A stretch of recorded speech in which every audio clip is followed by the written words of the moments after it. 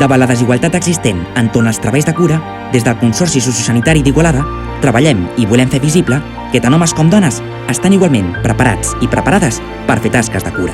Perquè la cura no és una qüestió de gènere.